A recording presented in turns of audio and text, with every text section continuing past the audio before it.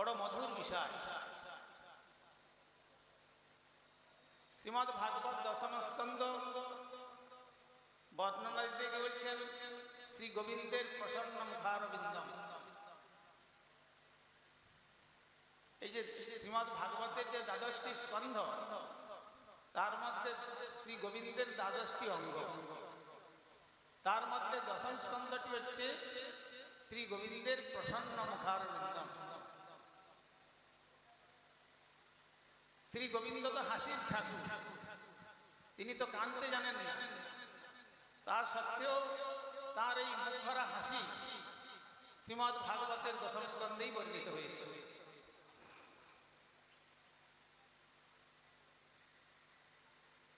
শ্রীকৃষ্ণ যখন স্বধাম যাত্রা করেছিলেন, কৃষ্ণ স্বধাম পদ্ধতি ধর্ম জ্ঞানাদিসহ কলৌ নষ্ট দিশামেশ পুরাণ অর্থ ধুনাদিত। এই যে ভাগবত কথা আলোচনা হয়ে চলেছেন, এই শ্রীমদ্ ভাগবতকে কেউ যেন মনে না করেন যে সাধারণ একটি পঠন পাঠনের গ্রন্থ বিশেষ। আর এই শ্রীমদ্ ভাগবতে তাই যখন তিনি তার দ্বাপরের লীলা শেষ করে তার ধামে যাত্রা করবেন, পশ্চাৎ অনুসরণ করেছেন ধর্ম জ্ঞানাদিসহ। শ্রী ভগবান একটু পশ্চাৎ ফিরে তাকালেন, বলছেন কি ব্যাপার, তোমরা আমার পশ্চাৎ অনুগমন করছো? আবার কোন কোন রসিক ভক্ত বলছেন পৃথিবী দেবীও তার পশ্চাতে লাইন দিয়েছে। তখন তারা বললেন, প্রভু আপনি যতদিন এই জগতে এসেছিলেন, এই 125 বৎসর কাল, ততদিন আমাদের কিছু মর্যাদা ছিল, আর আপনি যখন চলে যাবেন আমরা দেখতে পাচ্ছি কলির কলমশ আধারে জগৎ যেন একবারে অন্ধকারাচ্ছন্ন হয়ে যাবে। সুতরাং আমাদের আর অস্তিত্ব থাকবে না, সুতরাং আমরা আর এই জগৎ থেকেই বা কি করব, তাই আপনার সঙ্গেই যেতে চাই। তখন শ্রী ভগবান বললেন, দেখো এই কলির কলমশ আধার যেভাবে নেমে আসছে আচ্ছন্ন করে জগৎকে, এই জগতে আমি স্বয়ং থাকলেও কলির মানুষ আমাকে দেখতে পাবে। কেন? কলির মানুষের চোখ থাকতেও তারা অন্ধ, কান থাকতেও তারা বধির, পা থাকতেও তারা পঙ্গু, এইভাবে তাদের পরিণতি। সুতরাং আমি থেকেই বা এই জগতে কি করবো, তারা তো আমাকে দেখবার যোগ্যতা লাভ করতে পারবে না, তাহলে কি কলির মানুষ আপনাকে দেখতে পাবে না? তাই কলৌ নষ্ট দিশামেশ, দুর্ভাগা কলির মানুষ। আবার ভাগবতে বলেছেন কলির দোষ নিভে রাজন। কলি হচ্ছে দোষের সমুদ্র। সমুদ্রের গভীরতার যেমন পরিমাপ করা যায় না, সমুদ্রের পারাপার নির্ণয় করা যেমন কঠিন, আবার সমুদ্রের জলের যেমন পরিমাপ করা যায় না, তেমনি এক কথায় কলির মানবের দোষের সমুদ্র সদৃশ। তবে হ্যাঁ, দোষের সমুদ্র হলেও এই দোষের সমুদ্র থেকে তারা উদ্ধার লাভ করতে পারবে কি করে না, সমুদ্রকে যদি কেউ সাঁতার দিতে জানে, সমুদ্র কি আর সাঁতার দিয়ে পার হওয়া যায়? পার হওয়া যায় না। তাই শ্রী ভগবান বললেন যে আমি থাকছি না বটে, কিন্তু আমি এই ভাগবত রূপী সূর্যালোকে প্রবেশ করলাম, পুরাণ অর্থ পুরাণ সূর্য, অর্থাৎ এই শ্রীমদ্ ভাগবতের মধ্যে আমি প্রবেশ করলাম। আর এই কলির মানুষ যদি মহতের কাছে গিয়ে এই ভাগবতকে আস্বাদন করতে পারেন, তাহলে তখনই তারা এই জগতের বন্ধন ছাড়িয়ে, মায়ার বন্ধন ছাড়িয়ে, প্রকৃতির বন্ধন ছাড়িয়ে ব্রহ্মাণ্ডের পরপারে গিয়ে গোলক বৃন্দাবনে শ্রী রাধা গোবিন্দের পার দর্শন লাভ করবার সৌভাগ্য তারা প্রাপ্ত হতে পারে। তাই এই শ্রীমদ্ ভাগবত কৃপা করে অবস্থান করছেন, পুরাণ অর্থ ধুনাদিত। তাই এই শ্রীমদ্ ভাগবতের আলোচনার প্রসঙ্গ, তার মধ্যে আবার শ্রীমদ্ ভাগবত দশম স্কন্ধ যে কথা আমরা বললাম যে তার প্রসন্নতা, সেই শ্রীমদ্ ভাগবতের প্রসন্নতা কিসের? দেখো শ্রীমদ্ ভাগবতের দশম স্কন্ধের শ্রী ভগবান গোবিন্দের আবির্ভাব ঘটেছে। অবশ্য তার পূর্বে আপনারা শুনলেন মা যশোমতী গোপালকে বেঁধেছিলেন। বাস্তবিক পক্ষে কি মা যশোমতী গোপালকে বাঁধতে পারেন? যেখানে কবিরাজ গোস্বামী পাদ তার অমর লেখনী শ্রী চৈতন্য চরিতামৃতে বর্ণনা করেছেন, রাধা কৃষ্ণের লীলা হয় অতি গূঢ়তর, দাস্য বাৎসল্যাদি প্রেমের না হয় গোচর। রাধা কৃষ্ণের যে লীলা অতি গূঢ়তর, অতি সংগোপনীয়। শান্ত রসের কথা তো বাদই দিয়ে দিলাম, দাস্য সখ্য বাৎসল্য রসের পর্যন্ত গোচরীভূত হয় না, তাহলে বাঁধবেন কি করে?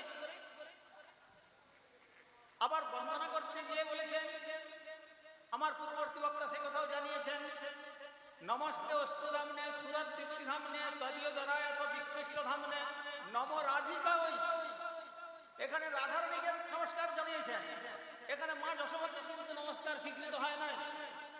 নম রাধিকা ওই তদীয় প্রিয়া ওই নমনন্ত লীলায় দেবায়তিভ্যাম। তাহলে এখানে মা যশোমতী কোথায় গেলেন? মা যশোমতী তাহলে এটিকে আমাদের রূপগোস্বামী চরণ তার যে নিবন্ধন লীলা তিনি আস্বাদন করেছেন, সেই নিবন্ধন লীলাতে রাধারানীর নিবন্ধন দিয়ে যেভাবে তিনি গোবিন্দকে বেঁধেছিলেন, সেই গোবিন্দকে বন্ধন করার দরুন গোবিন্দ যে আনন্দ লাভ করেছিলেন, সেই আনন্দ লাভেতে তিনি বলেছিলেন, এই ভাই মাইক থোড়া বাদ সেই নিবন্ধন লীলাতে তিনি যে আনন্দ লাভ করেছিলেন, সেই আনন্দের লীলা, হে রাধে আমি তোমার কাছে এখানে সেই আনন্দ আস্বাদন করলাম, কিন্তু আমি যখন ভৌম লীলাতে অবতরণ করব, যেখানে আমাদের সনাতন গোস্বামী পাদ বলছেন, দিব্যাতি দিব্য লোকে সুজগ লীলা গন্ধ সম্ভবেত। বলছেন দিব্যাতি দিব্য লোকেশু, অর্থাৎ কবিরাজ গোস্বামী যে কথা বলছেন, বৈকুণ্ঠের যে নাহি যে লীলার প্রচার শেষ লীলা করিবে যাতে মোর চমৎকার। আমিও না জানি, না জানি গোপীগণ দোহার গুণের দোহার নিত্য হরমর বৈকুণ্ঠ আদি, মানে সেখানে গোলক পর্যন্ত হয়েছে, সেই গোলক বৈকুণ্ঠ নিত্য গোলক বৃন্দাবনেও যেতে লীলার প্রচার নেই, আমি সেই লীলা এই জগতে প্রচার করব। সুতরাং হে বৃষভানন্দিনী রাধা ঠাকুরানী, তুমি যে আমাকে তোমার নিবন্ধন দিয়ে আমাকে বন্ধন করলে, এই বন্ধন লীলা আমি যখন ভৌম জগতে অবতীর্ণ হব, তখন আমি তোমার লীলার কথা স্মরণ করে অন্তর আনন্দ লাভ করব, কিন্তু সামান্য মাখন চুরির অপবাদে মা যশোমতী আমাকে বন্ধন লীলা জগতে প্রকট করবে। কিন্তু প্রকৃতপক্ষে বাঁধবার অধিকার হচ্ছে বৃষভানন্দিনী রাধা ঠাকুরানী।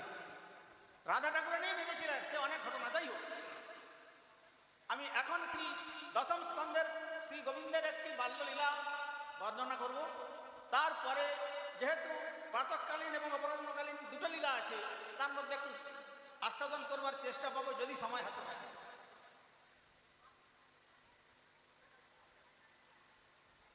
শ্রীকৃষ্ণ আবির্ভাব লীলা প্রকট করেছেন মথুরাতে। জয়তি জননী বাস দেবকী জন্মবাদ। আর প্রকট লীলা প্রকট করেছেন কোথায়? নন্দগোকুলে। যশোদা নন্দপত্নী চ সুসুবাকে সমন্তদা। যশোদা নন্দপত্নী চ, যেমন নন্দ বাবার পত্নীর নাম যশোদা, তেমনি দেবকীর এক নাম ছিল যশোদা, সমন্তদা।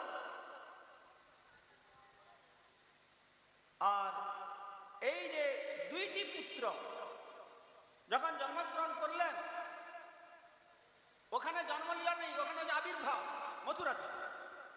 মাতৃস্থানীয় যারা বসে আছেন বলুন তো, এই জগতের মধ্যে কোন মা এমন সন্তানকে জন্ম দিয়েছেন শঙ্খ চক্র গদা পদ্ম কিরিট কুণ্ডল বনমালা পীতবসন অনন্ত অলঙ্কারে বিভূষিত? কোন মা জন্ম দিতে পেরেছেন এইরকম সন্তানকে? সুতরাং ওখানে তার আবির্ভাব হয়েছিল। অপ্রপঞ্চাৎ প্রপঞ্চ অবতরণং হি আবির্ভাব কথ্যতে। অপ্রপঞ্চ থেকে, বৈকুণ্ঠ থেকে এই জগতে যিনি প্রকাশিত হন, তাকে বলা হয় আবির্ভাব লীলা। আর যখন তিনি তার নির্দেশে গোকুলে এলেন, বলছেন ঘনে সৌদামিনী যথা, বসুদেব সুত লীন ঘনে সৌদামিনী যথা। বসুদেব সুত অর্থাৎ বাসুদেব যখন নন্দালয়ে এলেন, যেমন ঘন মেঘ, বৈশাখের কালো মেঘে যখন বিজুলি চমকায়, বিদ্যুৎ চমকে যায়, তখন কি হয়? তখন যেমন মনে হয় যেন মেঘটা দ্বিখণ্ডিত হলো, আবার যেমন এক হয়ে যায়, ঠিক তেমনি ঘনে সৌদামিনী বধ বসুদেব সুত নন্দনন্দনেতে, যশোদানন্দনেতে লীন হয়ে গেলেন। আর যে শুনছেন যে কৃষ্ণ এত অসুরবাদ করেছেন, যদি বিচার করে দেখা যায় কৃষ্ণ কোনো অসুরবাদ করেন, নন্দনন্দন শ্রীকৃষ্ণ কোনো অসুরবাদ করেননি। কে করলেন? কবিরাজ গোস্বামী তার অমর লেখনী শ্রী চৈতন্য চরিতামৃতে পরিষ্কার করে দিয়েছেন। তিনি পরিষ্কার করে জানিয়ে দিলেন, বিষ্ণু দ্বারে কৃষ্ণ করেন অসুর সংহার। বিষ্ণু শক্তির দ্বারা, অর্থাৎ যিনি মথুরায় চতুর্ভুজ রূপে আবির্ভূত হয়েছিলেন তিনি, আর কংসবধ আদি যা কিছু কার্যকলাপ সব তাঁর, এমনকি দ্বারকালীলা পর্যন্ত তাঁর, কুরুক্ষেত্রের যে লীলা তাঁরই লীলা। আর নন্দনন্দন বৃন্দাবনম পরিত্যজ্য পাদমেকম ন গচ্ছামি। তিনি বলছেন, আমি এই শ্রী বৃন্দাবন ধাম পরিত্যাগ করে এক চরণ আমি কোথাও যাই না। তথাপি তিনি যখন সেই বিষ্ণু শক্তির দ্বারা কার্য করছেন, প্রথম তার জন্মলীলাতে, জন্মলীলা ঘটেছে যখন সন্তান জন্মগ্রহণ করলে 6 দিনের দিন একটা পুজোর আয়োজন হয়। কি পুজো বলে ওটাকে? ষষ্ঠী পুজো, তাই তো? ষষ্ঠী পুজো করতে বিরাট আয়োজন করেছেন। আর এই সংবাদ সমস্ত ব্রজমণ্ডলে ছড়িয়ে গেছে। আর মা যশোমতী গোপালকে কোলে নিয়ে বসেছেন। মাতৃস্থানীয় ব্রজলনাগণ তারা সকলে সেবার উপকরণ নিয়ে সকলে আসছেন। আর যখন সেবা উপকরণ নিয়ে উপস্থিত হচ্ছেন, উপস্থিত হয়ে তখন কোন ব্রজদেবীর চরণ বন্দনা যেভাবে করছেন, এসে তারা এসে দেখলেন যে হায়, আজ আমাদের হস্তধারণের সার্থক হলো, যে আজ গোপালের চরণ বন্দনার আমাদের সৌভাগ্য হলো। তাদের পা যেন বলছে যে আজ আমাদের এই মনুষ্য শরীর ধারণ করে নন্দগোকুলে আসার, হেঁটে আসার সার্থক হলো, আমাদের এই চরণ ধারণের সার্থক। কেন না, সাধারণত জগৎ পরিক্রমা করতে হয়, অনন্ত বিশ্বব্রহ্মাণ্ড কর্মের ফলে পরিক্রমা করতে থাকে, কিন্তু তারা বলছেন আমাদের জগৎ পরিক্রমার চির অবসান ঘটলো। কেন না, শ্রী গোবিন্দের চরণ কমলে হেঁটে এসে পৌঁছতে পারলাম। তাদের নেত্র বলছে যে আমাদের আজ শ্রী গোপালের মুখকমলের সৌন্দর্য দর্শন করে আমাদের নেত্র ধারণের সার্থকতা, অর্থাৎ আমাদের জগৎ দর্শনের অবসান ঘটল। আর জগতের কনক কামিনী প্রতিষ্ঠা, কাম, লোভ, ক্রোধ, মদ, মোহ, মাৎসর্যের দুর্দমনীয় প্রবৃত্তি আর আমাদেরকে প্রবৃত্তির জালে বিস্ফেষিত করতে পারবে না। আমাদের জগৎ দর্শনের অবসান ঘটল। কেন না, শ্রী গোবিন্দের শ্রীচরণ দর্শন হল। এই বলে ব্রজদেবীগণ, মাতৃস্থানীয় ব্রজললনাগণ যারা এসেছিলেন, তারা এক এক করে সকলের নিজের সৌভাগ্যের কথা বলছেন।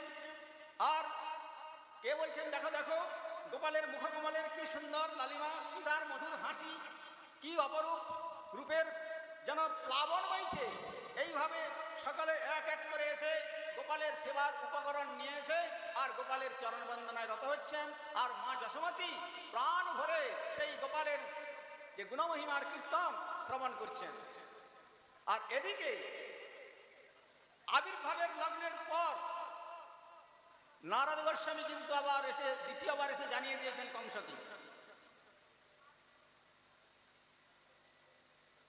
আবার দৈবী মায়া, মহামায়া মূর্তি ধারণ করে তিনিও জানিয়ে দিলেন যে তোমাকে যিনি নিধন করবেন তিনি অন্যত্র বর্ধিত হচ্ছেন।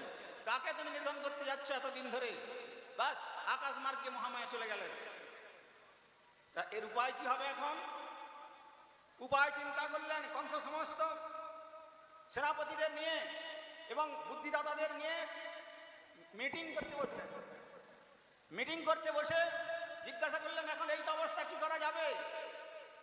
তাহলে আমি যে অমর হতে যাচ্ছি, কে আমাকে অমরত্বের থেকে, এই সুযোগ থেকে আমাকে সংরক্ষণ করে রাখবে? কি হয়েছে? একের পর এক সকলের কাছে কথা বললেন। বললেন শুনলাম তো এই ছটা ছেলেকে নিধন করলাম, তারপরে সপ্তম তো নষ্ট হলো, আবার দৈবকে মিথ্যা কথা বলে, জানতাম না অষ্টম গর্ভের সন্তান হওয়ার কথা, কিন্তু কন্যা জন্মগ্রহণ করলো, আবার তাকে নিধন করতে গেলাম, সে এই সংবাদ জানিয়ে গেল। তাহলে এমত অবস্থায় আমার করণীয় কি? তোমরা কেউ পারবে এর থেকে আমার শত্রুকে বিনাশ করতে? তখন পুতনা বলছে, মহারাজ কোনো চিন্তা নাই, কোনো চিন্তা নাই, ওটা অতি সহজ কাজ, ওটা আমি করে দেবো। ঠিক আছে, তুমি যদি করতে পারো তাহলে তোমাকে প্রচুর পরিমাণ পারিতোষিক দেবো, যা তোমার সারা জীবনের জন্য আর কোনো চেষ্টা করতে হবে না আহার এবং জীবনযাপনের জন্য। তো তখন পুতনার কথা সন্তুষ্ট হয়ে একটু তিনি শান্ত হয়েছে। আর পুতনা কি করছে? পুতনা নিজেকে খুব রূপযৌবন সম্পন্ন প্রমোদা ষোড়শাকৃতি রূপ ধারণ করেছে, আর অনন্ত স্বর্ণালঙ্কারে বিভূষিত হয়েছে, বহু মূল্যবান বস্ত্রাদি পরিধান করেছেন। আর এই সমস্ত পরিধান করে কোথায় যাচ্ছেন? গিয়ে যমুনার তীরে তার নিজের মুখ দর্শন করছি, যে দেখি আমাকে দেখে সদ্যজাত যে সমস্ত সন্তানের জননী বা আত্মীয়গণ তারা ভোলে কিনা। হ্যাঁ, এইভাবে সে নিজের মুখ নিজেকে ওই যমুনার জলরূপী দর্পণে প্রতিফলনটিকে দর্শন করছে। এই জন্য তার নাম হলো পুতনা। পুতনা শব্দার্থ করতে গিয়ে আমাদের গোস্বামীপাদ বিচার দিচ্ছেন পুতনা। পুত মানে পবিত্র, না মানে নহে যাহা, অর্থাৎ জীবের অন্তরের অপবিত্র বাসনার নাম হলো পুতনা। অতএব তখন একটা পুতনা ছিল, এখন লক্ষ লক্ষ কোটি কোটি পুতনার আবির্ভাব জগতে রয়েছে, একথা বললে কোনো অত্যুক্তি হবে না। তো সেই পুতনা সে কি কাজ করতে শুরু করলো? প্রথম যত সন্তান জন্মগ্রহণ করেছিল এই 84 ক্রোশ ব্রজমণ্ডলে, কে কৃষ্ণ চেনা তো যাবে না, সেই জন্য 10-12 দিনের মধ্যে যত সন্তান জন্মগ্রহণ করেছিল সমস্ত সন্তানের মায়ের কাছে তার কপট রূপ ধারণ করে যেন কত বাৎসল্যের পরাকাষ্ঠার মূর্তি ধারণ করে তার কাছে গিয়েছে। দেখি কেমন তোমার সন্তানটা জন্মগ্রহণ করেছে, সুন্দর একটু বললেনি। আর দেখতে যেন কোনো দেবৎসরা বা কোনো ইন্দ্রের পত্নী শচী এইরকম অপরূপ রূপেতে সেজেছে, কে না দেবে তার সন্তানকে। অমনি সন্তানকে কোলে নিয়েছে, আর কোলে নিয়ে ওই যে কালকুট বিষ বক্ষেতে সে লেপন করে নিয়ে গিয়েছিল। আহা, এই বলে সন্তানকে দুগ্ধদানের ছলনা করে মুখে দেওয়ার সঙ্গে সঙ্গে সন্তান মারা যাচ্ছে, আর গলা কেটে রক্ত চুষে খেয়েছে পুতনা লোকমালঙ্গী রাক্ষসী রুধিরাস। বেদব্যাস বলছেন এইভাবে রাক্ষসী বৃত্তির দ্বারা 84 ক্রোশ ব্রজমণ্ডলের সকলকে মেরে ফেলেছে, বাচ্চাগুলোকে, আর রক্তগুলো খেয়ে আর যমুনার জলে ফেলেছে। তারপরে যখন শেষে কেবলমাত্র বাকি আছে এখন রাজবাড়িতে যাওয়া সম্ভব হয়ে ওঠে না, সেই নন্দ বাবার বাড়িতে যেতে হবে। শুনেছেন যে হ্যাঁ, নন্দ বাবারও একটি অনেক বৃদ্ধ বয়সে মা যশোমতী সন্তান রত্ন প্রসব করেছেন, রাজবাড়িতে সেইভাবেই যেতে হবে। কিন্তু রাজবাড়িতে বা কী করেই বা যান, তাই তিনি আরও ভালো করে সুসজ্জিতা হয়ে যেন মরালিনী ছন্দে চরণে সোনার নুপুর ঝুম ঝুম ঝুম ঝুম করে বাজছে, আর সেইভাবে সেই গতিতে ধীরে ধীরে ধীরে ধীরে প্রথম দরজাকে অতিক্রম করল, দেহের আবরণকে অতিক্রম করলো, দেহরূপী দরজা। তারপরে দ্বিতীয় দরজা মনের দরজাকে অতিক্রম করলো। মনের দরজাকে অতিক্রম করবার পর একবারে অন্দরমহলে বসে গেছেন, যেখানে মা যশোমতী গোপালকে কোলে নিয়ে আর অনন্ত বাৎসল্য প্রেমের মহাভাণ্ডারের অধিকারিণী মা যশোমতী বাৎসল্যের সাধন করছেন, এবং মাতৃস্থানীয় ব্রজলনাগণ যেখানে সকলে তাদের নিজেদেরকে সৌভাগ্য গর্বে গর্বিত অনুভব করছেন যে আজ আমাদের জীবন ধন্য হয়ে গেল আজ গোপালের দর্শন পেয়ে। এই বলে সকলেই গোপালের গুণমহিমা কীর্তন করছেন। ঠিক এমন সময়তে পুতনা প্রবেশ করছে, আর পুতনার এমন দৃশ্য, আর নিকটস্থ হওয়ার পরেই সঙ্গে সঙ্গে একগাল হাসি হেসে বলছে, হ্যাঁ রে দিদি, তোর নাকি অনেক বয়সে একটা সন্তান হলো, আমাকে খবরটাই দিলি না। যখন এই কথা বলছেন তখন বলুন তো, এমন আনন্দমুখর পরিবেশে যতই অচেনা লোক হোক না কেন, তাকে কি আর বলা যায় যে আমি তো তোমাকে চিনতে পারলাম না? বলা যাবে? বলতে পারলেন না। তখন যশোমতী বলে বসলেন হেসে, হ্যাঁ রে বোন, এই কার্যারম্ভের মধ্যে আমি তোমাকে সংবাদটা দিতেই ভুলে গিয়েছিলাম। আর যেই পুতনা যেই প্রবেশ করলো, আর অমনি কৃষ্ণের চোখ বন্ধ হয়ে গেল, নিমিলিত ক্ষণ। আচ্ছা, নন্দ ভবনে কি পুতনা প্রবেশ করতে পারে? এমন রাজভবনে কিন্তু কোন সুযোগে প্রবেশ করেছে দেখুন। সেখানে আমাদের জীব গোস্বামী চরণ একটা দর্শন দিচ্ছেন যে জীবাত্মা রূপী নন্দ যখন অহংকার রূপী কংসের দরজায় গিয়ে উপস্থিত হয় কর দেওয়ার জন্য, তখন দুর্বাসনা রূপী পুতনা নন্দ ভবন রূপী জীবের হৃদয় অভ্যন্তরে প্রবেশ করে। কথাটা মনে হয় বুঝে উঠতে পারা গেল না। জীবাত্মা রূপী নন্দ জীব স্বরূপেতে, জীবাত্মা স্বরূপেতে আনন্দের অধিকারী। সেই আনন্দকে অভ্যাস করার জন্য বেদান্ত সূত্র জানাচ্ছেন আনন্দময় অভ্যাস আজ। তো জীবাত্মা রূপী নন্দ অর্থাৎ নন্দ মহারাজ যখন অহংকার রূপী কংস, কংস হচ্ছে অহংকারের প্রতীক, তিনি ছিলেন করদ রাজা, তাই যখন তিনি তার কাছে গিয়েছিলেন কর দেওয়ার জন্য, তো জীবাত্মা রূপী নন্দ যখন অহংকার রূপী কংসের দরজায় গিয়ে উপস্থিত হলো, তখনই দুর্বাসনা রূপী পুতনার আবির্ভাব ঘটে নন্দ ভবন রূপী জীবের অভ্যন্তরে। কথাটা বুঝতে পারলেন আপনারা কি? তাহলে পুতনা শুধুমাত্র যে একটা রাক্ষসী গা নয়, দুর্বাসনা, এই দুর্বাসনার ওই পুতনা, এই পুতনার আবির্ভাব ঘটল নন্দ ভবনে। আর তারপরে যখন নন্দ ভবনে এইভাবে পুতনার আবির্ভাব ঘটল, তখন মা যশোমতীকে ঠিক এইভাবে সম্বোধন করে বলছেন। তখন মা যশোমতী কি বলছেন, হ্যাঁ রে বোন, অনেক ব্যস্ততার জন্য আমি তোকে সংবাদ দিতেই বলে গিয়েছিলাম। আচ্ছা দেখি, দে তো তোর সন্তানটা কেমন, একবার কোলে নিয়ে দেখি।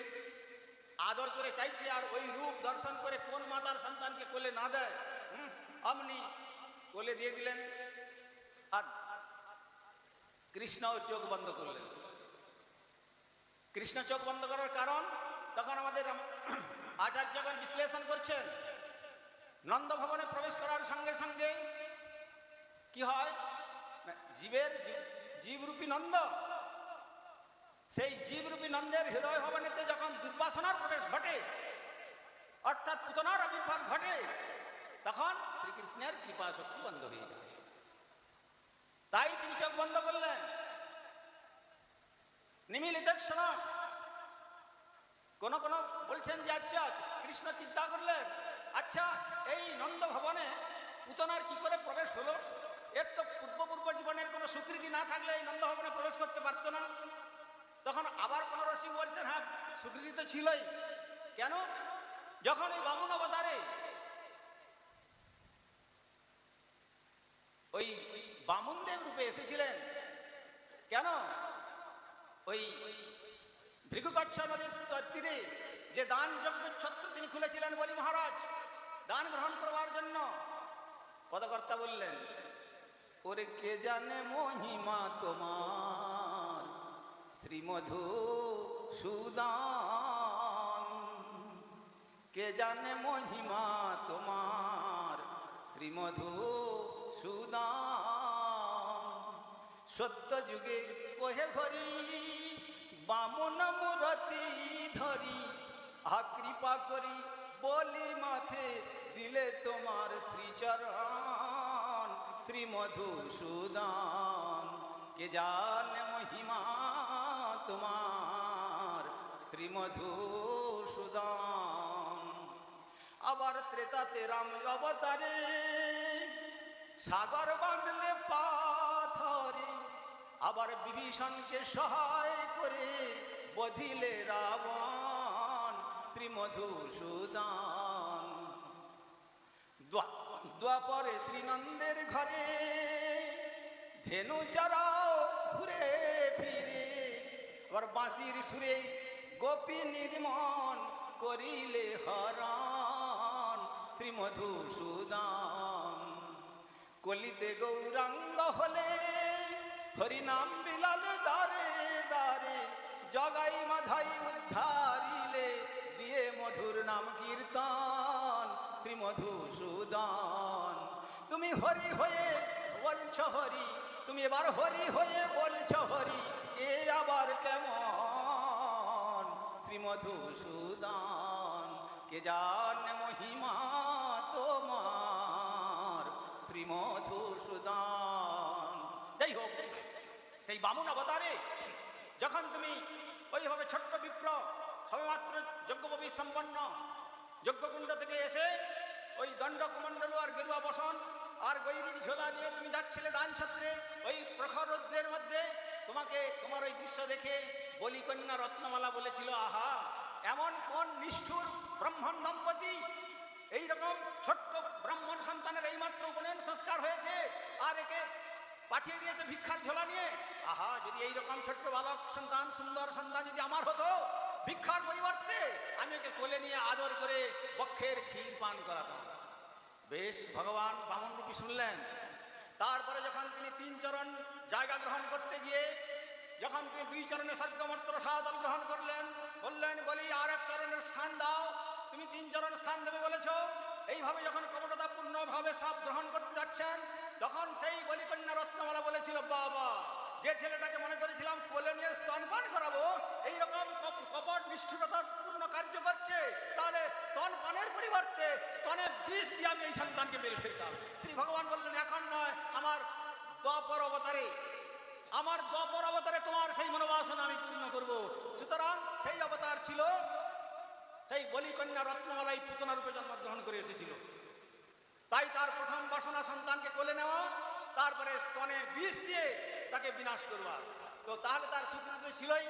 আবার কোন কোন রসিক বলছেন, ভগবান ও বুঝি ভয়ে পড়ে চোখ বন্ধ করছেন, বলছেন ভয়ং যা সভয়ং, বললেন ভয় যার ভয়ে ভীত হয়, মৃত্যু ধাবতি পঞ্চমম, মৃত্যু পর্যন্ত যার ভয়ে ভীত, কাল যার ভয়ে ভীত, তার আবার ভয় কিসের? সুতরাং তার তো ভয় থাকতে পারে না। সুতরাং চোখ বন্ধ করে ভাবছেন, আচ্ছা যদি আমি এই পুতনাকে যদি ভাতৃজিত গতি মাতৃদুর্লভ গতি পান করি, গতিদান করি, তাহলে আমার মা যশোমতীর কোন লোকের স্থান হবে?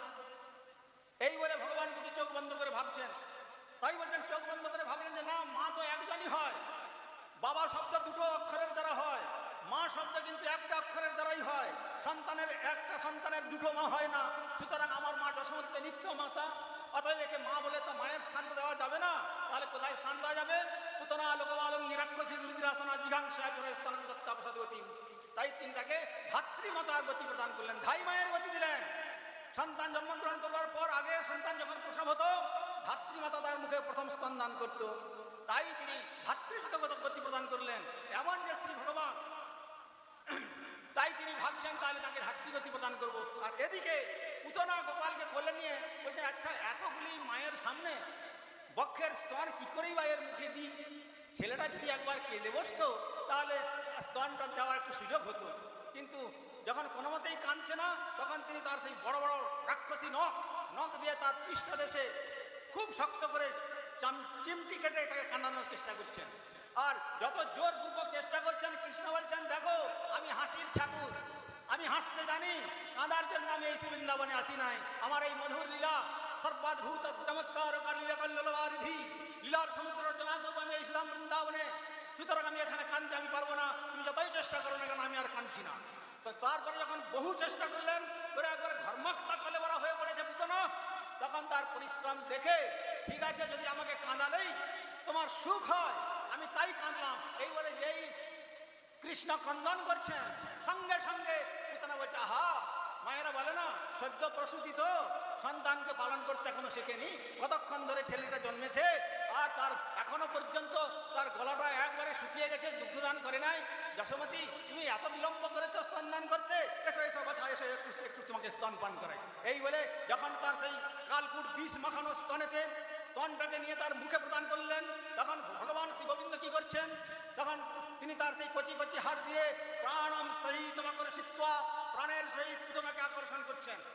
একবারে স্তন শোষণের সঙ্গে সঙ্গে প্রাণের সহিত একবারে যখন আকর্ষণ করছেন, পুতনা কি বলছে, সা মঞ্চ মঞ্চ মঞ্চালম প্রভাসী, ওরে কৃষ্ণ আমাকে ছেড়ে দে, আমাকে ছেড়ে দে, আমাকে ছেড়ে দে। তখন দূর থেকে মা যশোমতী বলছেন, কৃষ্ণ তোর মাসিকে যখন পেয়েছিস তুই আর ছাড়িস না, তুই আর ছাড়িস না। কেন? তখন কৃষ্ণ বলছেন, মাসি আমার দরজাতে যারা একবার এসে যায়, যে আমার কৃপাভাজন হয়ে যায়, যাকে আমি একবার ধরি তাকে আর কখনো ছাড়ি না, তাকে আমার ইহলোক ছাড়িয়ে পরলোক ছাড়িয়ে প্রকৃতির বরাবরে আমার নিত্য গোলক বৃন্দাবনে পৌঁছে দিই। সুতরাং এইটাই হলো আমার কৃষ্ণ স্বরূপের নিত্য পরিচয়। সুতরাং যখন আমি একবার তোমাকে ধরেছি, আমি যাকে ধরেছি আর তখন আর আমি ছাড়ি না। আমি অন্য দেবদেবীর মতো স্বার্থপর নয়। যদি আমার কাছে কেউ একবার আসতে পারে, আমি তাকে সমস্ত মায়ার বন্ধন থেকে মুক্ত করে দিয়ে অনন্তকালের জন্য আমার নিত্য গোলক বৃন্দাবনে পৌঁছে দিই। নত ধসেত সূর্য ন শশাঙ্ক ন পাবক যদ্গত্ব অনুবর্তন্তে তদ্ধাম পরমং মম। যেখানে গেলে পর আর ফিরে আসতে হয় না, সেইটাই হলো আমার নিত্যধাম। সেই নিত্যধামে আমি তাদের সকলকে পৌঁছে দিই। এইটাই হলো আমার কৃষ্ণ স্বরূপের নিত্য পরিচয়। অর্থাৎ পুতনা তার জীবন দিয়ে দেখিয়ে দিল। দেখো তার জীবনটার নিদর্শন কি। পুতনা বলছে আমার মতো পাপী আর জগতে দ্বিতীয় কেউ হয় না।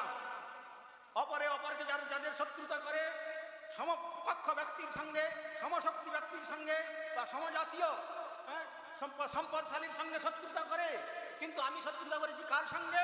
লোকবালঙ্ঘী দুগ্ধপোষ্য বালক, মাত্র 6 দিনের বয়স। অর্থাৎ চতুর্দশীর দিন পুতনা প্রবেশ করেছিল। তার কারণও আছে। কেন চতুর্দশী দিন পুতনা গেলেন কেন? ওখানে জীবের 14টি স্থানের পুতনার বাস। পঞ্চকর্মেন্দ্রিয়, পঞ্চজ্ঞানেন্দ্রিয়, মন, বুদ্ধি, অহংকার, চিত্তবৃত্তি, এই 14টি স্থানে পুতনারূপী জীবের অপবিত্র বাসনার বাস হয়। আর সেই অপবিত্র বাসনার যার জন্য চতুর্দশীর দিনেতেই পুতনা ওখানে প্রবেশ করেছিল। যাই হোক, পুতনা তার জীবন দিয়ে কি আমাদের শিক্ষা প্রদান করছে? আমি লোকবালঙ্ঘী। যে বালক সদ্যজাত সন্তান জন্মগ্রহণ করলে তার মনে না আছে কামনা, না আছে হিংসা, না আছে দ্বন্দ্ব, না আছে বিবাদ, না আছে শত্রুতা, না আছে মিত্র, তার সকলেই যেন প্রিয় এবং নির্মল অন্তঃকরণ।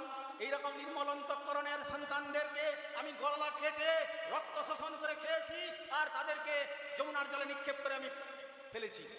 একটা নয়, দুটো নয়, এই 84 ক্রোশ ব্রজমণ্ডলে যত সন্তান জন্মগ্রহণ করেছিল, এইভাবে অল্প দিনের সন্তানগুলোর সকলকে আমি মেরেছি। লোকবালঙ্ঘী, আমি রাক্ষসী। আমার রাক্ষসের বৃত্তি, রুধিরাসনা, আমার মুখটা রুধির বাল রক্তে রুধিরাসনা রঞ্জিত হয়েছে। আজকাল কিছু মনে করবেন না, মায়েরা দেখেন না কেমন মুখটাকে কেমন লাল করে ফেলে, যেন মনে হয় যে এইমাত্র জীবন্ত পাঁঠার রক্ত খেয়ে এসছে। কেন?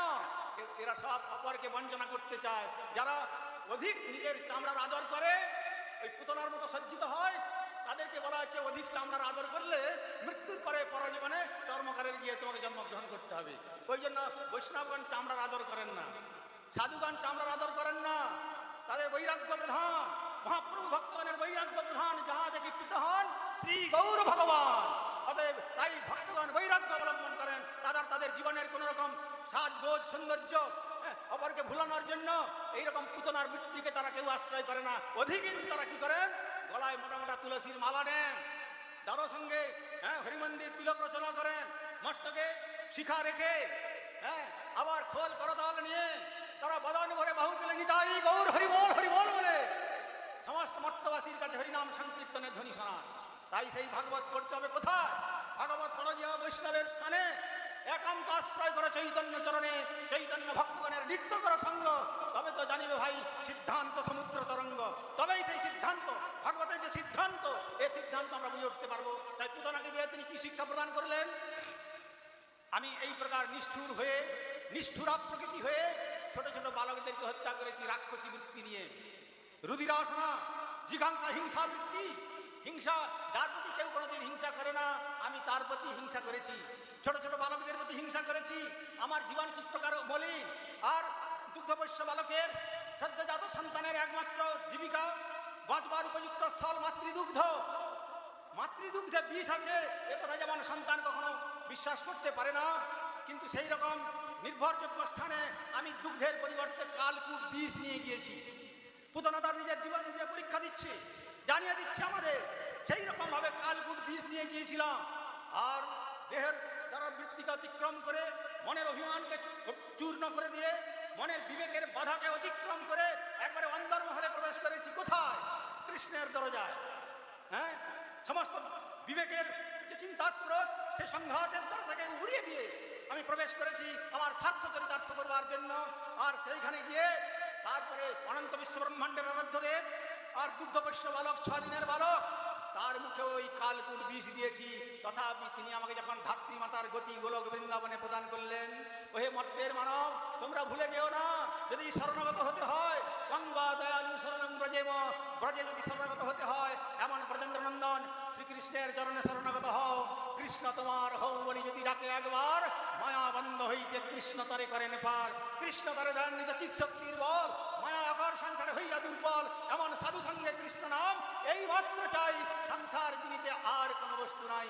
তাই এই সংসারের মায়ার জালকে অতিক্রম করতে গেলে আমাদের যত অপবিত্রতা থাকুক না কেন, যত হিংসা দ্বন্দ্ব বিবাদ বিসম্বাদ থাকুক না কেন, পুতনার মতো এতটা নিশ্চয়ই আমরা হিংস্র হতে পারি নাই। সুতরাং পুতনা যদি ধাত্রী মাতার গতি লাভ করতে পারে, তাহলে আমরা যে যেখানেই থাকি না কেন, যদি গুরুচরণ আশ্রয় করে, মহৎচরণ আশ্রয় করে, যদি হরিনাম গ্রহণ করে, বদন ভরে দুটি বাহু তুলে হরে কৃষ্ণ কৃষ্ণ কৃষ্ণ হরে হরে, হরে রাম রাম রাম হরে হরে, এই বলে যদি হরিনাম সাধনা করতে পারি, তাহলে এই হরিনামের ফল শ্রী গোলক বৃন্দাবন যাত্রা করে আমাদের এই দুর্লভ মনুষ্য জন্মের সার্থক হবে, জন্ম মরণ চক্রের চির অবসান ঘটবে। Time and tide wait for none. সুতরাং আজকের বিকালের যে বিষয় ছিল, আমরা যদি ঠাকুরের ইচ্ছা হয় পরবর্তীকালে আলোচনার প্রয়াস পাবো, এই বলে আমি আমার বক্তব্য আজ এইখানে প্রসংহার করলাম। সর্বে ভবন্তু সুখিনা, সর্বে সন্তু নিরাময়া, সর্বে ভদ্রাণি পশ্যন্তু, মা কশ্চিৎ দুঃখভাগ ভবেৎ। হরি ওম শান্তি, হরি ওম শান্তি, হরি ওম শান্তি। জয় নন্দনন্দন শ্রীকৃষ্ণ ভগবান কি, যশোমতী নন্দন শ্রীকৃষ্ণ ভগবান কি, সর্বারাধ্য শ্রী ভগবান কি জয়। শ্রী শ্রী ব্রজরাজ নবযুবনন্দ রাধা গোবিন্দ কি জয়। রাধা গোবিন্দ লীলা কথা স্মরণ মহামহোৎসব কি জয়। শ্রীমদ ভাগবত কথা মহামহোৎসব কি, মহোৎসবে অংশগ্রহণকারী ভক্তবৃন্দ কি জয়। জয় শ্রী শ্রী নিতাই গৌর প্রেমানন্দে হরি হরি বল। জয় বৃন্দাবন বিহারী লাল কি জয়। জয় রাধে শ্যাম। Hare Krishna Krishna Krishna Hare Krishna Krishna Krishna Hare Hare, Hare Rama Rama Rama Hare Hare, Hare Krishna Krishna Krishna Hare Hare, Hare Rama Ram Hare Hare, Hare Krishna Krishna Krishna Hare Hare, Hare Rama Ram Hare Krishna Krishna Krishna Hare Hare, Hare Rama Ram Hare Hare, Hare Krishna Krishna Krishna Hare Hare, Hare Rama Ram Hare Krishna Krishna Krishna Hare Hare, Hare Rama Rama Hare Hare. Hari Bol Hari Bol Hari Bol Hari Bol Nitai Gaura Hari Bol Hari Bol Hari Bol Hari Bol Hari Bol